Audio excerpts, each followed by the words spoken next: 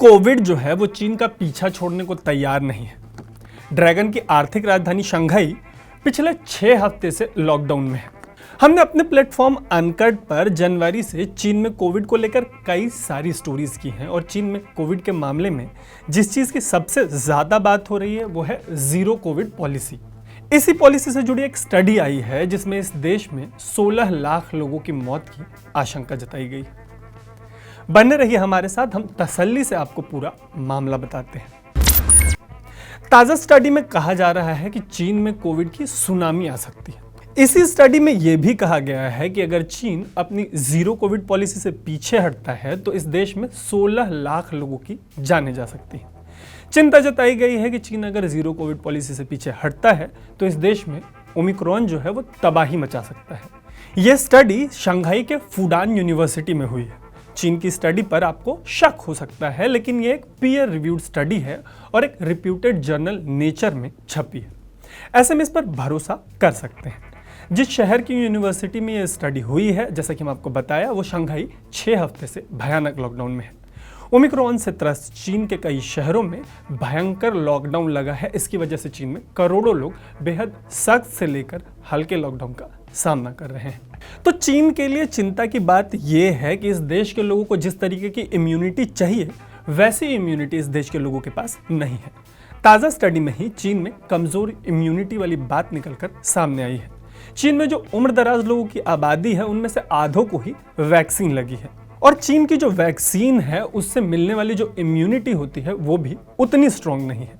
ऐसे में स्टडी में कहा गया है कि अगर चीन जीरो कोविड पॉलिसी से पीछे हटता है तो इस देश में आईसीयू कम पड़ सकते हैं। ऐसे में स्टडी में कहा गया है कि अगर चीन जीरो कोविड पॉलिसी से पीछे हटता है तो इस देश में आईसीयू कम पड़ सकते हैं। यह भी डर जताया गया है कि अगर लॉकडाउन हटते हैं तो 11 करोड़ के करीब लोगों को कोविड की बीमारी हो सकती है। इनमें से 50 लाख से ज़्यादा लोगों को हॉस्पिटलाइज होने की ज़रूरत पड़ सकती है और इसी में आगे कहा गया है कि 16 लाख लोगों को अपनी जानें गंवानी पड़ सकती है। जीरो कोविड से पीछे हटने पर चीन में ये मंजर इसी महीने से जून के बीच देखने को मिल सकता है। इन सब के बीच शंघाई में क्वारंटीन से बाहर कोविड का कोई मामला नहीं मिला है।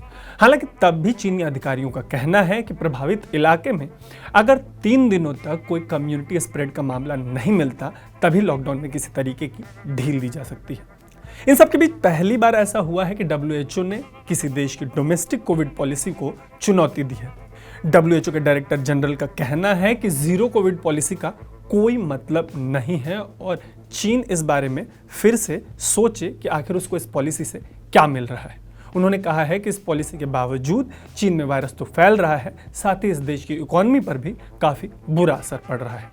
चीन ने WHO के प्रमुख के इस बयान को गैर जिम्मेदाराना करार दिया है। 2020 की शुरुआत में आई इस महामारी के बाद पहली बार WHO ने चीन पर कोई सख्त टिप्पणी की है।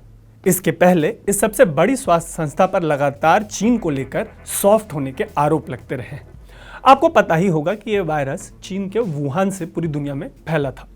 वायरस के ओरिजिन को लेकर चीन में एक जांच हुई थी। इस जांच का हिस्सा रहे WHO ने इसमें जिस तरह की भूमिका निभाई थी उस पर भी कई सवाल खड़े हुए थे। इन सब के बीच बाकी दुनिया में एक तरफ जहां लॉकडाउन और मास्क गायब हो रहे हैं, वहीं शी जिनपिंग की जिद में चीन सख्ती से जीरो कोविड पॉलिसी लागू कर रहा है। इसके तहत एक मामला आने पर भी शहर के शहर बंद कर दिए जा रहे हैं, मास टेस्टिंग हो रही है और इन सब से कोविड को जड़ से मिटाने की कोशिश हो रही है। हालांकि दुनिया में इस वायरस की वजह से जो कुछ हुआ है उसे देखकर तो यही लगता है कि चीन दिन में कोई सपना देख रहा है। इसी सपने से एक और सपना जुड़ा है। इस साल के अंत तक शी जिनपिंग तीसरे टर्म के लिए चुने जाने हैं और ऐसी आशंका जताई जा रही है कि जब तक शी तीसरी बार राष्ट्रपति नहीं बन जाते तब तक चीन इस पॉलिसी से कदम पीछे नहीं खींचेगा। तो उम्मीद है कि कोविड की वजह से चीन में जो हालात है उस पर हम आपको पर्याप्त जानकारी दे पाए होंगे। आप देख रहे हैं अनकट, मेरा नाम है तरुण।